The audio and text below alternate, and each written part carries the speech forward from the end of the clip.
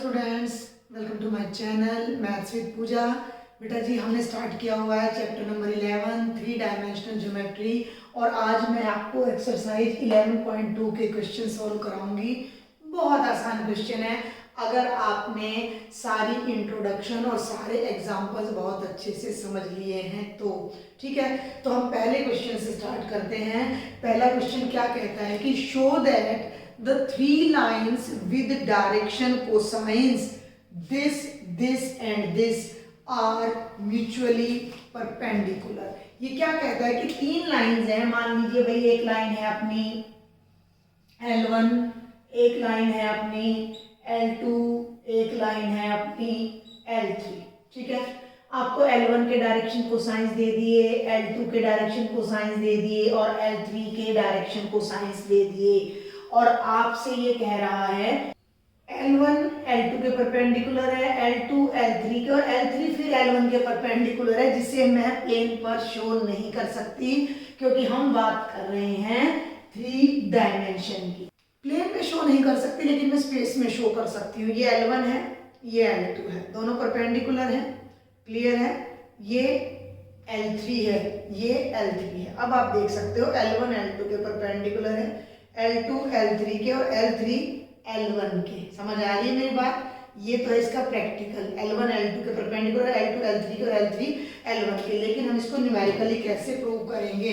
तो मैं आपको एक रिजल्ट याद दिला दूं कि अगर कोई दो लाइंस L1 और L2 हैं, इसके direction ratios A1 B1 C1 है, इसके direction ratios A2 B2 C2 हैं और अगर L1 L2 के परपेंडिकुलर है तो हमने एक रिजल्ट देखा था कि A1 A2 plus B1 B2 plus C1 C2 zero होगा। या अगर ये प्रोडक्ट का सम जीरो है तो ये दोनों लाइंस एक दूसरे के परपेंडिकुलर होंगी। अब आपको डायरेक्शन रेशियो गिवन नहीं है लेकिन डायरेक्शन कोसाइन और डायरेक्शन कोसाइन डायरेक्शन रेशियो ही होते हैं। ये बात मैं आपको बता चुकी हूँ। ठीक है, ये आप लिखना चाहो लिखो, नहीं तो कोई जरूरत नहीं। Direction cosines are always direction ratios. तो मैंने लिख दिया direction cosines of first line are these, जिन्हें मैंने A1 B1 C1 नाम दिया है। Direction cosines of second line are these, जिन्हें मैंने A2 B2 C2 नाम दिया है। Direction cosines of third line are these, जिन्हें मैंने A3 B3 C3 नाम दिया है। अब सबसे पहले मैं इन दोनों की प्रोडक्ट का सम चेक करती हूँ कितना आता है। A1 A2 plus B1 B2 plus C1 C2 check कर लो भाई। 12 4 जा, मैं पूरा नहीं लिखूंगी, देखो चलो एक पार्ट पूरा करा देती हूँ। इंटू 4/13 इन दोनों की प्रोडक्ट प्लस -3/13 इंटू 12/13। ये पूरी एक्सरसाइज न्यूमेरिकल है, केवल न्यूमेरिकल का काम है इसके अंदर। आपका रिजल्ट हम सारे पहले ही पढ़ चुके हैं। ठीक है भाई, देखो जरा, ये हो गया 12 4 जा 48/169 माइनस 36/169 माइनस 12/36 और 12 48 माइनस का 48 प्लस का 0/169 जीरो आ गया। इन दोनों डायरेक्शन रेशियोज की प्रोडक्ट का सम जीरो आ गया। It means L1 is perpendicular to L2। अब मेरी बात सुन लो, अब आपने क्या दिखाना है, A2 A3 plus B2 B3 plus C2 C3 is equal to 0। ये आपने करना है। B2 B3 plus C2 C3 को कैलकुलेट कर लेना, जीरो आएगा। फिर आप लिखना कि L2 L3 के परपेंडिकुलर है। और थर्ड वन आप निकालना A3 A1 B3 B1 और C3 C1 भी जीरो आएगा। फिर आप लिखना कि L3 और L1 भी म्यूचुअली परपेंडिकुलर है। तो ये बहुत ही सिंपल सा आपका पहला क्वेश्चन था। हल्का सा ये क्वेश्चन यहाँ से फ्रेम में नहीं था तो मैंने कैमरा अरेंज करके मैं आपको एक बार आपको फिर दिखा दूं कि अगर ये प्रोडक्ट का सम जीरो आता है तभी ये लाइंस क्या होती हैं, परपेंडिकुलर होती हैं। अब हम आगे बढ़ते हैं, देखते हैं बेटा question number second. Show that the line through the points this and this, इन दोनों पॉइंट्स से जाने वाली line is perpendicular to the line through the points this and this. आपको 4 पॉइंट्स गिवन है और आपको क्या बताना है कि इन दोनों पॉइंट्स में से जो लाइन जा रही है, मान लो इसको मैं ए नाम में दे ही चुकी हूँ, इसको बी दे चुकी हूँ, तो जो ए बी लाइन है that is perpendicular to another line that is passing through C and D. बहुत सिंपल है, 4 पॉइंट्स हैं, एक ए है, एक बी है, एक सी है, एक डी है। आपने ये दिखाना है कि जो ए बी लाइन है, जो ए बी लाइन है, एक मिनट में, ए बी लाइन जो है वो सी डी लाइन के परपेंडिकुलर है, ये आपने शो करना है। आप ए बी के डायरेक्शन रेशियो निकालो, सी डी के डायरेक्शन रेशियो निकालो और लास्ट रिजल्ट यूज करके प्रूव कर दो। तो सबसे पहले मैंने पॉइंट्स को नाम दे दिया है, अब आप निकालिए direction ratios of A B. ठीक है, कैसे निकालते थे, x2 minus x1, y2 minus y1, z2 minus z1, तो इनको नाम दे दो a1, b1, c1। क्या बनेंगे भाई, ध्यान देना, 3 माइनस 1, फिर y वाले में से y वाला माइनस कर दिया, 4 माइनस माइनस 1 माइनस 2 माइनस 2, यानी कि ये बन गए 2, 5 और -4, a1, b1, c1। Got it, समझ आया यहाँ तक। अब ले लीजिए भाई direction ratios of C D, जिन्हें हम नाम देने जा रहे हैं a2, b2, c2। 3 माइनस 0 यानी 3, 5 माइनस 3 यानी 2, 6 माइनस 2 यानी 4। हिंट्स दे रही हूँ, शॉर्ट में करवा रही हूँ, फाइनल एग्जाम में फेयर नोटबुक में पूरे तरीके से आपने करना है। अब हमने इनकी कॉरेस्पॉन्डिंग प्रोडक्ट्स का एडिशन चेक करना है, क्या आता है, a1 a2 b1 b2 plus c1 c2 check करो। 2 इंटू 3, 5 इंटू 2 माइनस 4 इंटू 4, 2 3 जा 6, 5 2 जा 10, 4 4 जा 16, माइनस 16, 0 आ गया। इन दोनों की डायरेक्शन रेशियोज की प्रोडक्ट का सम 0 आ गया।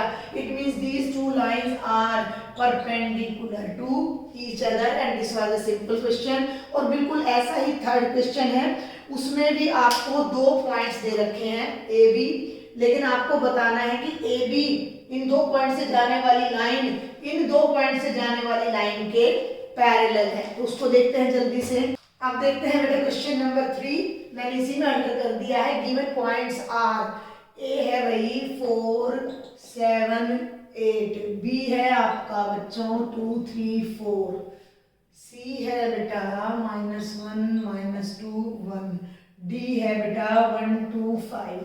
अब मैं आपको याद दिला दूं कि अगर 2 लाइंस L1 और L2 पैरेलल हैं, इसके direction ratios a1 b1 c1 हैं और इसके direction ratios a2 b2 c2 हैं और ये पैरेलल हैं, तो क्या रिजल्ट था, a1 by a2 is equal to b1 by b2 is equal to c1 by c2। तो निकाल लीजिए, पहले ए बी के डायरेक्शन रेशियो निकालो, 2 माइनस 4 माइनस 2, 3 माइनस 7 माइनस 4, 4 माइनस 8 माइनस 4 हो गया। सी डी के निकाले तो 1 माइनस माइनस 1 प्लस का 2, 2 माइनस माइनस 2 प्लस का 4 और 5 माइनस 1 प्लस का 4। a1 b1 c1 a2 b2 c2 check कर लो, a1 by a2 कितना आ रहा है, -2 by 2 -1 आ रहा है। अब चेक करो भाई b1 by b2 फिर चेक कर लो, -4 by 4 -1 आ रहा है। c1 by c2 चेक कर लो, -1 आ रहा है। तीनों इक्वल आ रहे हैं, तीनों किसके इक्वल आ रहे हैं, -1 के। इसका मतलब जो लाइन ए बी है वो किसके पैरेलल है, सी डी के। तो बहुत आसान क्वेश्चन है। अब हम चलते हैं क्वेश्चन नंबर 4 पे, सॉल्व करते हैं question number 4। Find the equation of the line, find the equation of a line which passes through the point 1 2 3। भाई एक लाइन है मान लो L, जिसकी इक्वेशन हमने निकालनी है और वो किसी पॉइंट A से पास कर रही है जिसके कोऑर्डिनेट्स है 1 2 3। सुनते जाए साथ साथ। Find the equation of the line which passes through this point and is parallel to the vector। और ये लाइन एक वेक्टर है जिसके पैरेलल है, मान लो वो वेक्टर है d, जिसका जो हमारी वैल्यू है वो कितनी है, 3i + 2j - 2k। Component form में हमें वेक्टर गिवन है। इतना सिंपल क्वेश्चन है, इतना सिंपल क्वेश्चन है, 1 मार्क का क्वेश्चन है ये केवल। बट वही बच्चे कर सकते हैं जिन्होंने अच्छे से रिजल्ट्स देखे हैं, एग्जाम्पल्स देखे हैं। आपको मैंने बता दिया था, सबसे पहले तो मैं ये बता दूं कि लाइन की जो इक्वेशन निकालनी है अगर मेंशन नहीं की हुई है तो आपने वेक्टर फॉर्म में ही निकालनी है, जब तक बुक वाला ये ना कह दे कि कार्टेशियन में निकालो। दूसरी बात आपको याद होना चाहिए, मैंने बताया था कि अगर कोई लाइन किसी पॉइंट ए से पास कर रही है जिसका पोजीशन वेक्टर ए है और किसी डायरेक्शन के पैरेलल है या उसका डायरेक्शन वेक्टर हमें पता है जो कि डी है, तो लाइन की वेक्टर इक्वेशन थी r is equal to A plus lambda D. तो हमारे पास दोनों चीजें हैं। क्वेश्चन में मैंने बताया था कि आपको ये ढूंढना है कि लाइन कहाँ से पास कर रही है, जिसने डायरेक्ट दे रखा है और उसकी डायरेक्शन क्या है, तो दोनों चीजें डायरेक्ट दे रखी हैं। तो आप ये लिखो कि line passes through the point A with position vector A. ठीक है, पोजीशन वेक्टर ए यानी कि आई प्लस 2j प्लस 3k। आप चाहो तो यहाँ पर ए के कोऑर्डिनेट्स लिख देना, नहीं तो सीधा ए का पोजीशन वेक्टर बना दो। एंड द लाइन एल, यहाँ भी एल लिख लेना, line L is parallel, line L is parallel to the vector, parallel to the vector D. Vector क्या है भाई, 3i plus 2j minus 2k। हो गया। अब लिख दो इक्वेशन, तो लिख दो भाई vector equation of the line is r is equal to a plus lambda D, और r को आपने r रखना है, a क्या है i प्लस 2j, 10 मिनट ना अब हो जाते बेचारे 10 minute, i plus 2j plus 3k और plus lambda times 3i plus 2j minus 2k, और ये आ गई आपकी equation of the given line. आसान है, समझ आ रहा है तो जरा सब्सक्राइब कर देना, थोड़ा सा शेयर कर देना और एक लाइक का बटन प्रेस कर देना। अब इसी की कंटिन्यूटी में देख लेते हैं भाई question number 5। Find the equation of a line in vector and Cartesian form both that passes through the point with position vector. ये चेंज हो गया है, तो यहाँ पर ही मैं इसको चेंज कर देती हूँ दोनों को बस, और कोई चेंज हमने नहीं करना है, इसको भूल जाइए। डायग्राम वगैरह कुछ बनाने की जरूरत नहीं है, आपने सिर्फ यहीं से लेना है कि line passes through the point A with position vector, और वो जो पोजीशन वेक्टर है हमारा वो है बेटा A 2i minus j plus 4k। Clear है।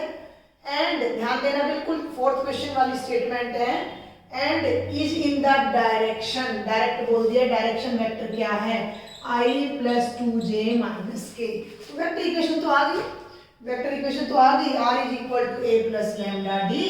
तो लिख दो भाई, वैल्यू यहाँ पे पुटी तो करनी है, a की जगह लिख दो 2i minus j plus 4k, और d की जगह रख दो i plus 2j minus k। ये तो हो गई वेक्टर इक्वेशन। और अब निकाल दो कार्टेशियन इक्वेशन।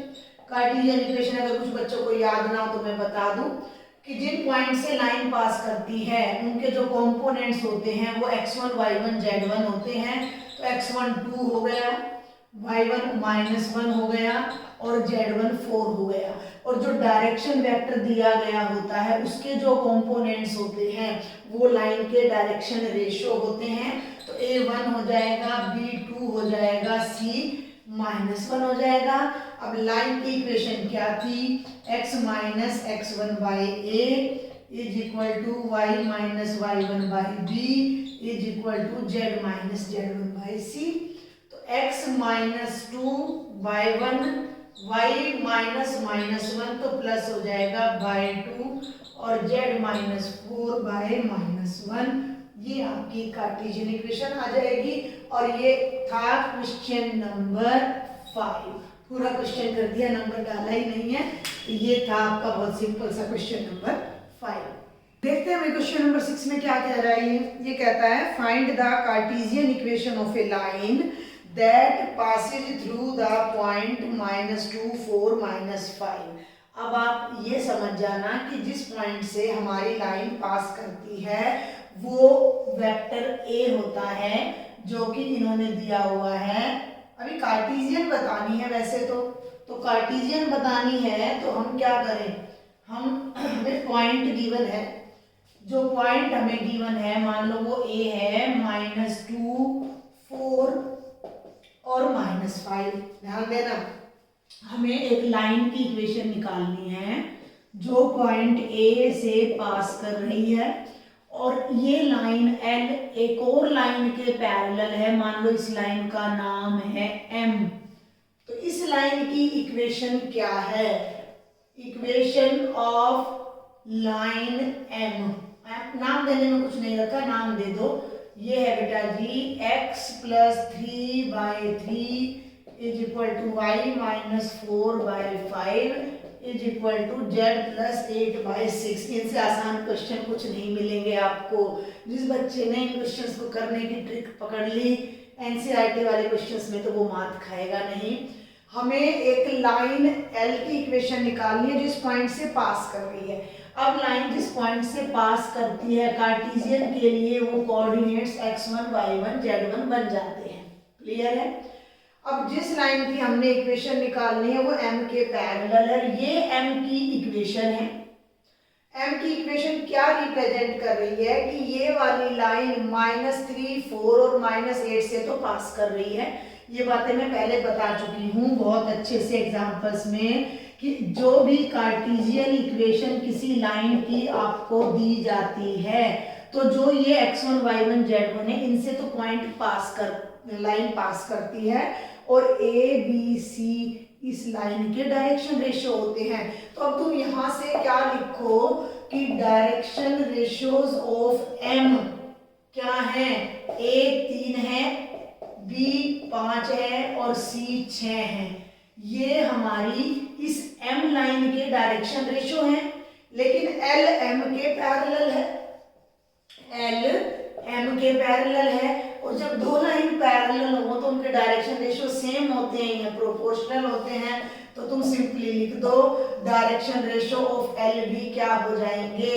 3, 5 और 6। समझ गए मेरी बात को? भाई इस लाइन के ये पॉइंट तो हमें पता है -2, 4, -5, तो यहाँ -2 आ जाएगा, यहाँ 4 आ जाएगा, यहाँ -5। अब इस लाइन की कार्टेशियन इक्वेशन निकालने के लिए हमें इसके रेशियो चाहिए थे, इसके रेशियो दे नहीं रखे। अरे बिल्कुल, अगर 11th क्लास की स्ट्रेट लाइन आपने पढ़ी हो तो बिल्कुल वही क्वेश्चन है। Find the equation of a line passing through this point and parallel to this. उसमें क्या करते थे? जो लाइन आपको गिवन होती थी उसका स्लोप निकालते थे। जो स्लोप इसका है वही स्लोप इसका हो जाता था और इसकी इक्वेशन आ जाती थी। अब इसका पॉइंट तो हमें पता है, डायरेक्शन रेशियो इसमें से पकड़ेंगे और इक्वेशन निकाल देंगे। समझ में आ रही है बात कि भाई हमारी जो लाइन है वो इस पॉइंट से तो पास कर रही है, और ये आ गए हमारी लाइन के direction ratio.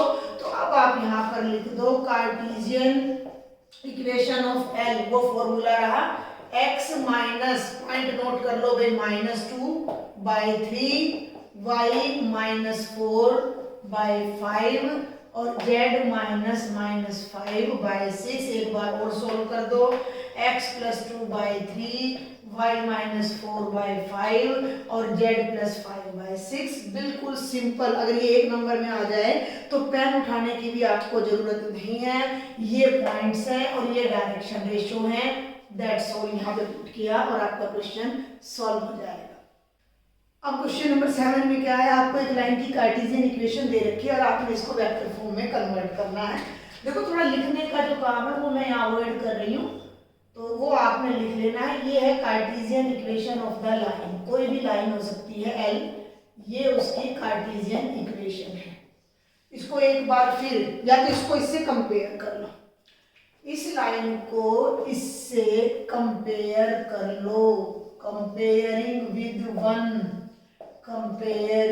With one mention कर देना ये है, या कंपेयरिंग विद दिस वन ऐसे लिख देना भाई। Comparing with x minus x1 by a is equal to y minus y1 by b is equal to z minus z1 by c।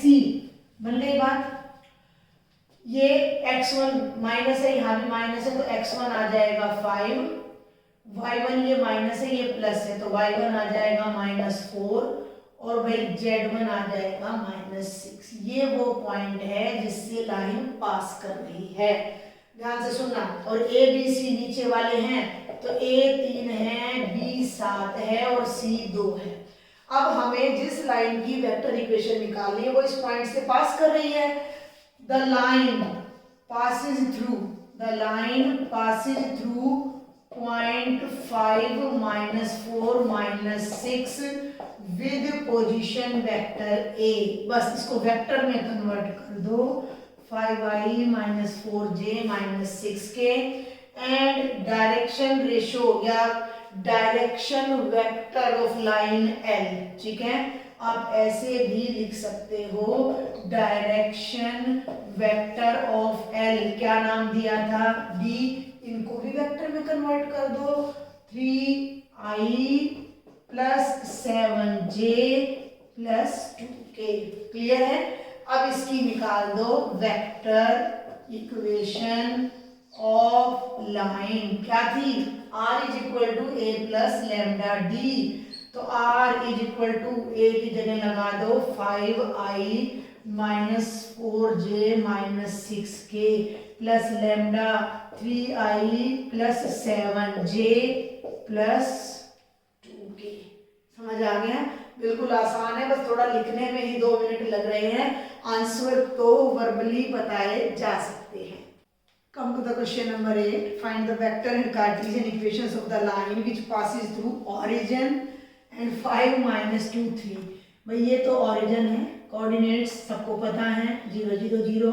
एक पॉइंट A दे दिया जिसके कोऑर्डिनेट्स हैं 5 -2 3 और इन दोनों में से ये A है भाई, पास करने वाली line, note the vector, line की हमने इक्वेशन निकालनी है। बहुत आसान है, ओरिजिन में से पास कर रही है तो तुम लिख दो भाई given points are O 0 0 0। Point तो मिल गया x1 y1 z1 और भैया A अपना हो गया बेटा 5 -2 3। इसके निकाल दो डायरेक्शन रेशो ऑफ OA 5 -0 -2 -0 3 -0, तो यही डायरेक्शन रेशो हो जाएंगे। क्लियर है? अब लाइन जिस पॉइंट से पास कर रही है वो ओरिजिन है, तो 0i + 0j + 0k यानी कि जो वेक्टर A है वो तो 0 वेक्टर बन गया और जो डायरेक्शन वेक्टर है वो ये बन जाएगा 5i -2j + 3k। अब जब हम वेक्टर इक्वेशन की बात करते हैं तो r = a + λd ये आ जाएगा। तो d की जगह में वैल्यू लगा दो यहाँ 5i -2j + 3k और जब फाइनल इक्वेशन लिखोगे तो ये पार्ट आपका हट जाएगा क्योंकि ये 0 है तो लाइन की ये इक्वेशन आ जाएगी। अब कार्टेशियन पे आ जाओ। कार्टेशियन इक्वेशन क्या होती है? x - x1 / 5 y - y1 नहीं y - y1 क्या था? पॉइंट तो 0 ही है ना और डायरेक्शन रेशो -2 है और z -0/3 तो ये हो जाएगी x/5 y/-2 और z/3। बहुत ही आसान से क्वेश्चन है। आगे देखते हैं क्वेश्चन नंबर 9।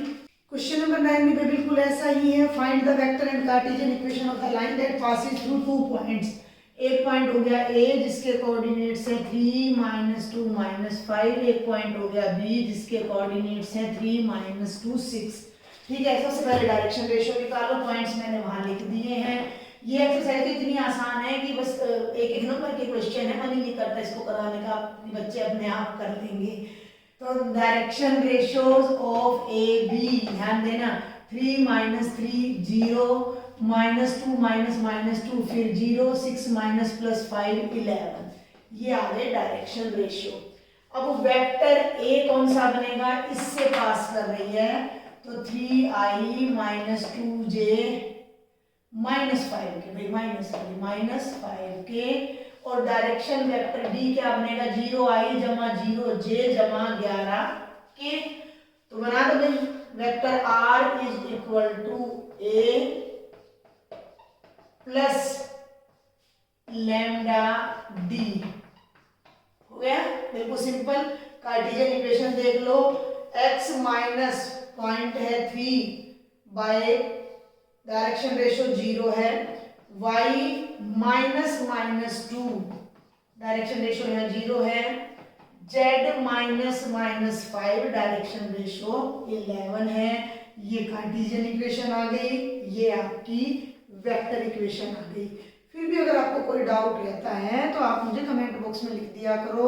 मैंने आपके लिए व्हाट्सएप ग्रुप बनाया हुआ है, इंस्टा का लिंक, टेलीग्राम का लिंक मैंने शेयर किया हुआ है, तो आप वहाँ पर भी अपने डाउट्स शेयर कर सकते हो। चलिए क्वेश्चन और देखते हैं, क्वेश्चन नंबर 10। अभी क्वेश्चन नंबर 9 तक हमें लाइंस की इक्वेशंस निकालनी थी, वेक्टर और कार्टेशियन, और पहले 3 क्वेश्चंस में लाइंस को परपेंडिकुलर या पैरेलल शो करना था।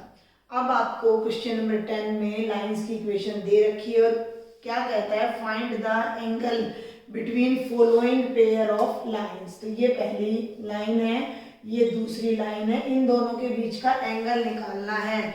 एंगल निकालने के लिए इक्वेशन में से केवल डायरेक्शन रेशियो उठाने हैं, ठीक है भाई। ये तो पॉइंट है जिससे लाइन पास कर रही है, ये इसके डायरेक्शन रेशियो है। तो हम सिंपली पहले तो इक्वेशन ऑफ लाइंस लिखेंगे, फिर डायरेक्शन रेशियोज ऑफ 1 आर, उनको आप नाम दोगे A1, B1, C1, I का कोफिशिएंट 3, -2 और 6। ये पहली लाइन के डायरेक्शन रेशियोज आ गए। Direction ratios of line number 2, A2, B2, C2। फिर बता दूं ये पॉइंट्स है, लैम्डा या म्यू के बाद जो कोफिशिएंट्स आते हैं, कंपोनेंट्स आते हैं, वो डायरेक्शन रेशियो होते हैं। तो 1, 2 और 2। Let theta be the angle between lines 1 and 2। कोई डाउट यहाँ तक? कोई दिक्कत नहीं। हमने अपने इंट्रो में एग्जाम्पल्स में देख लिया है कि कॉस थीटा क्या है, modulus of A1, A2, modulus क्यों, क्योंकि हमें एक्यूट एंगल फाइंड करना होता है, इसके लिए हम पॉजिटिव वैल्यू लेते हैं, by A1 square plus B1 square plus C1 square का अंडर रूट, और A2 square plus B2 square plus C2 square का अंडर रूट। सब वैल्यूज आपके सामने हैं, पुट कर दो और सॉल्व कर दो। डायरेक्ट कराऊंगी, A1 A2 यानी 3 1 जा 3 प्लस माइनस ये -4 और 6 2 जा 12 डिवाइडेड बाय, ये देख लो भाई दोनों तरफ A1 स्क्वायर यानी 9 plus B1 square plus C1 square का अंडर रूट। आप इतना डायरेक्ट मत करना, A1 A2 B1 B2 C1 C2 की वैल्यूज पुट कर देना, फिर मल्टीप्लाई करना। ये हो जाएगा 1 स्क्वायर 1 प्लस 4 प्लस 4। चलें भाई आगे,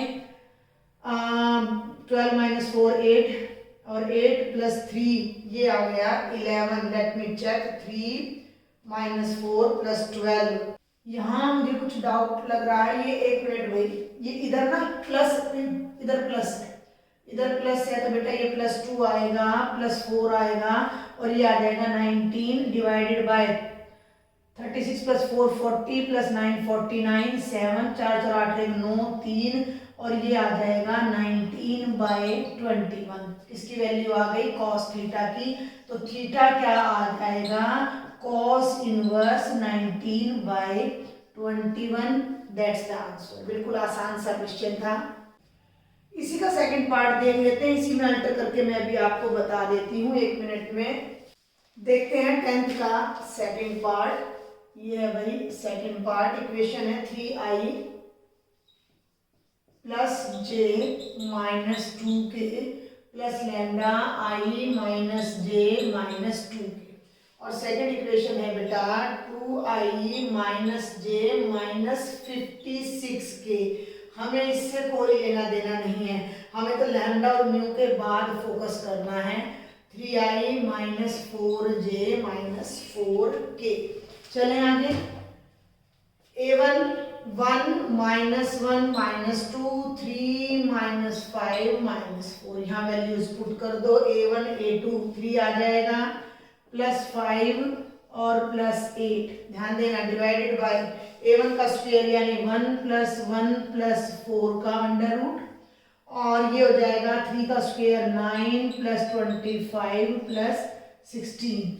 देखते हैं 8 और 5 13 और 3 16, cos थीटा = 16 बाय ये आ जाएगा √6, और आगे देखो तो 25 + 9 34, और 34 में 16 ऐड करोगे तो 50 का अंडर। इसको जरा सॉल्व कर लो थोड़ा सा, कैसे देखो भाई, इधर करा देती हूँ मैं एक बार, आपको पेन चेंज कर लूँ मैं 1 मिनट बेटा।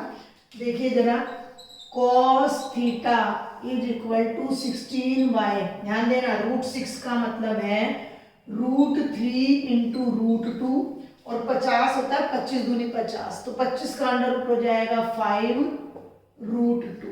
समझ रहे हो मेरी बात को? 50 भाई 50 के फैक्टर कर लो ना, 25 इंटू 2 तो 5√2 आ गया, √2 कितना हो जाएगा 2 हो जाएगा। भाई सॉल्व तो करना है जितना मैक्सिमम हो सके। तो ये हो गया 5, ये हो गया √3 और √2 और √2 हो जाएगा 2 जो कि कैंसिल कर देगा, 2 8 या 16, तो cos थीटा आ जाएगा, मॉडलेस हटा दो 8/5√3, cos को राइट साइड में ले जाओ, theta is equal to cos inverse 8/5√3, ये हमारा एंगल आ जाएगा between two given lines. Question number 11 में भी आपको दो लाइंस गिवन हैं, उनके बीच का एंगल फाइंड करना है, लेकिन अब लाइंस की इक्वेशन कार्टेशियन फॉर्म में गिवन है। तो ये लाइंस हैं जो मैंने लिख ली हैं। पहली लाइन के direction ratio line standard form में आप देख सकते हो x माइनस x1/a, तो जो नीचे के कोफिशिएंट्स हैं वो डायरेक्शन रेशो हैं -1, 8 और 4। मेथड आपके सामने है, theta is the angle cos theta. अब यहाँ पर आप वैल्यू निकाल सकते हो, a1 a2 की वैल्यू रखना, मैं एक सवाल करके दिखा देती हूँ। +5 इंटू 8 +-3 इंटू 4 ऐसे करना है, डिवाइडेड बाय 2 स्क्वेयर +5 स्क्वेयर +-3 के स्क्वेयर का अंडर रूट, डिवाइडेड बाय ये आ जाएगा -1 का स्क्वेयर +8 का स्क्वेयर +4 स्क्वेयर का अंडर रूट। ऐसे करना है आपने, कहीं डायरेक्ट शॉर्टकट लगा दो, -2 +40 -12, ये आ जाएगा 4 +25 +9 और ये आ जाएगा बेटा 1 +64 +16, ठीक है। 40 12 और 2 14, 40 में से 14 गए तो 26 आ जाएगा, ये ऊपर तो हमारा 26 आ जाएगा, और नीचे और देख लो भाई 25 और 9 34 और 4 38 आएगा, और 64 और 16 अपना हो जाता है 80 और 81 और 81 का अंडर रूट आ जाएगा 9, ठीक है भाई।